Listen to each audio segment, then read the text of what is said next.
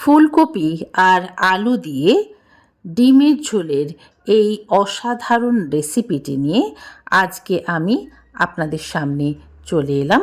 পুরো ভিডিওটা আমার সঙ্গে থাকুন। নমস্কার দর্শক বন্ধুরা, রসনা লিপিতে আপনাদের স্বাগত। আজকে ফুলকপি দিয়ে ডিমের ঝোল রান্না করার জন্য আমি অবশ্যই ফুলকপি নিয়েছি, আলু নিয়েছি। প্রথমে ফুলকপিগুলো আমি টুকরো টুকরো করে কেটে নিয়েছি আর আলুগুলো কেটে নিয়েছি। কেটে সেগুলো ধুয়ে এক জায়গায় রেখে দিয়েছি। প্রথমে আমি ডিম সিদ্ধ করে ডিমগুলো একটু হালকা করে ভেজে নেব। এখানে আপনারা যদি একটু লাল রং করতে চান তাহলে কিন্তু একটু হলুদ দিতে পারেন। আমি হলুদটা আজকে দিইনি। ডিমগুলো ভাজা হয়ে গেলেই তুলে রেখে দেব।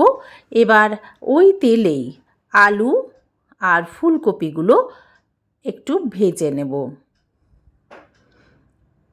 ভাজার পর এবার সামান্য তেল কড়াতে দিয়ে তার মধ্যে পেঁয়াজ বাটা আমি দিয়ে দিলাম।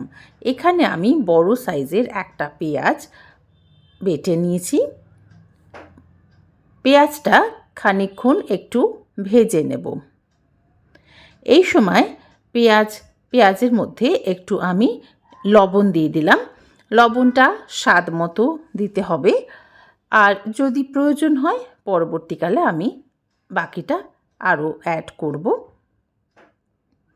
পেঁয়াজ একটু ভালো করে নাড়াচাড়া করে নিয়ে আমি এবার আদা বাটা এবং রসুন বাটা দিয়ে দেব। আদা বাটা রসুন বাটা দুটোই আমি 1 চামচ করে দিলাম। এখানে প্রথমে আমি আদা বাটা দিয়ে দিয়েছি আর তার সঙ্গে রসুনও রয়েছে, একই সঙ্গে আমি একটু গ্রেট করে নিয়েছিলাম। সেগুলো এবার ভালো করে আমি কষিয়ে দেব। মশলা খুব ভালো করে কষিয়ে নিতে হবে, না হলে কাঁচা মশলার একটা গন্ধ আসে। এবার আমি একটা টমেটো কুচো করে দিয়ে দিলাম। টমেটোটা দেওয়ার পর আরও খানিকক্ষণ কিন্তু আমাদের মশলাটা নাড়িয়ে যেতে হবে। মশলাটা কিন্তু কোনো রকম ছেড়ে রাখা যাবে না, সামনে দাঁড়িয়ে থাকতে হবে, না হলে কিন্তু লেগে যেতে পারে। বেশ খানিকক্ষণ নাড়াচাড়া করার পর এবার আমি এর মধ্যে দিয়ে দেব জলে ভেজানো মশলা। এখানে আমি হলুদ গুঁড়ো, লঙ্কা গুঁড়ো, জিরে গুঁড়ো, ধনে গুঁড়ো ছোটো চামচের 1 চামচ করে নিয়ে জল দিয়ে একটা বাটিতে ভিজিয়ে রেখেছিলাম। সেই মশলাটাই, জলে ভেজানো মশলাটা আমি কিন্তু দিয়ে দিলাম।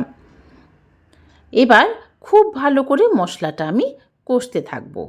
একটু রঙের জন্য কাশ্মীরি লাল লঙ্কা গুঁড়ো আমি দিয়ে দিলাম।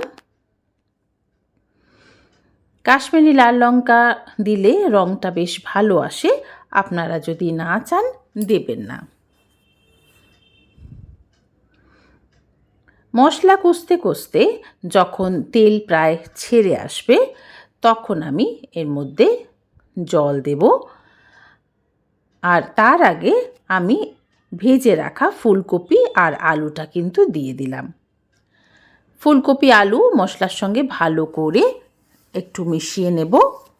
খানিকক্ষণ নাড়াচাড়া করার পর 2টো কাঁচা লঙ্কা আমি দিয়ে দিয়েছি।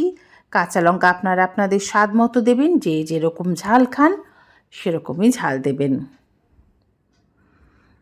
এবার কিন্তু আমি যেই বাটিতে মশলা ছিল তাতে একটু জল দিয়ে সেই জলটা দিয়ে দিলাম। ঝোলটা আপনারা আপনাদের পরিমাণ মতো দেবেন, যে যেরকম ঝোল রাখতে চান যেই পরিমাণে সেই পরিমাণে জল দেবেন। আমি কিছুটা জল দিলাম কারণ ফুলকপি এবং আলুটা আরও কিছুক্ষণ সিদ্ধ হবে।